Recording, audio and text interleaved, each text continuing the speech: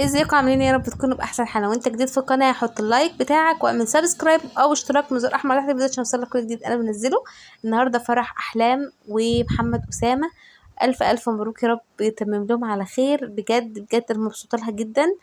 مبسوطه، الفرحه باينه عليها وباينه عليه جدا.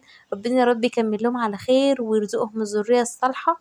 وعايزه اقول لاي حد بشوف الفيديو ده ان النصيب جاي جاي مهما رحتي ومهما جيتي. واحلام مثال لكده، مثال ان لو ليك نصيب في بني ادم هتاخديه، لو بعد كام سنة هتاخديه برضو.